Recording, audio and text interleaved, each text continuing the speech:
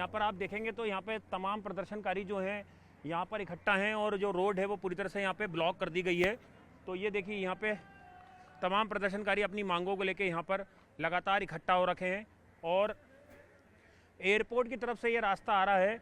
अभी भी लोगों का गुस्सा शांत नहीं है। प्रधानमंत्री के इस्तीफे के बाद भी लगातार सपना उनका कहना है कि जो भ्रष्टाचार है, जो करप्शन है, जो बेरोजगारी है, उसके मुद्दों पे सरकार ने ध्यान नहीं दिया और सरकार अपनी जेब भरती रही, लोगों के बारे में नहीं सोचा, जो युवा थे उनके बारे में नहीं सोचा। यहाँ पे बेरोजगारी चरम पर है, करप्शन चरम पर है। कोई काम कराने लोग जाते हैं तो उन्हें घूस देना पड़ता है।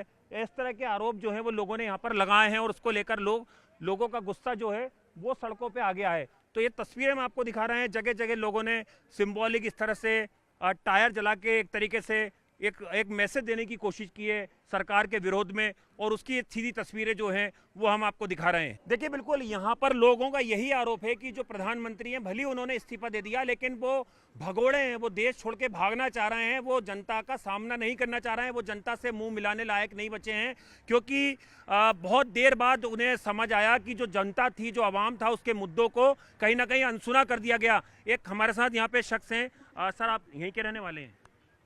धारनी के रहने वाले हैं। अच्छा, क्या कहेंगे सिचुएशन पे? सरकार विफल रही, नाकाम रही अपनी जनता को समझने में, सुनने में, उनके मुद्दों को समझने में।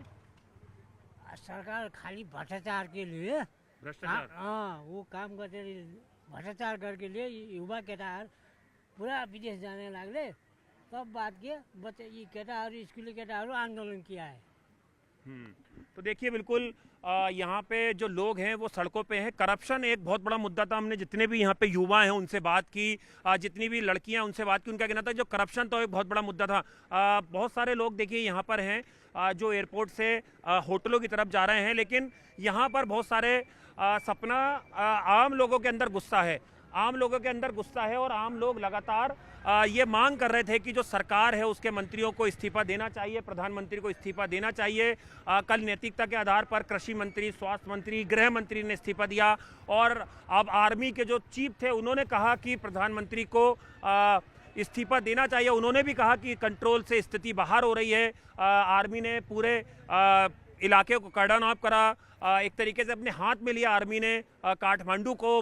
लोकल पुलिस हमें बहुत कम जगह यहाँ पर नजर आई और हम बहुत सारी जगह पे अभी गए हैं, बहुत सारी जगहों पे हमें को गाड़ियाँ नहीं जाने दी, लेकिन बहुत सारी जगह हमने देखा कि चाहे महिलाएं हों, बच्चे हों, युवा हों, सब लोग एक सुर में बोल रहे थे कि जो काठमांडू है उसका विकास कई सालों से रुका हुआ था और जो एक स्थिर सरकार है वो नेपाल को नहीं मिल रही थी। लगातार यहाँ पे सत्ता परिवर्तन हो जाता था, कोई स्थिर सरकार नेपाल को नहीं मिली जो नेपाल के लोगों के बारे में सोचे, नेपाल के मुद्दों के बारे में सोचे, नेपाल के एक तरीके से भविष्य के बारे में सोचे। वहाँ पर जो रोजगार है उन्हें बढ़ाया जाए, इंडस्ट्री लगे, डेवलपमेंट हो, वो तमाम चीज़ें नहीं हो पाई और कहीं ना कहीं जो करप्शन था वो चरम पे था। इसी लोगों का गुस्सा जो था वो फूटा और लोग सड़कों पर आए, लेकिन सरकार ने उन्हें समझने की बजाय उनके ऊपर लाठीचार्ज करा, गोलियां बरसाई, उसमें लोगों की मौत हुई और उसके बाद से जो लोग थे, जो छात्र थे, वो बहुत ज्यादा गुस्से में थे और उनका गुस्सा फूट पड़ा और वो फिर एक बार सड़कों पे उतर आए।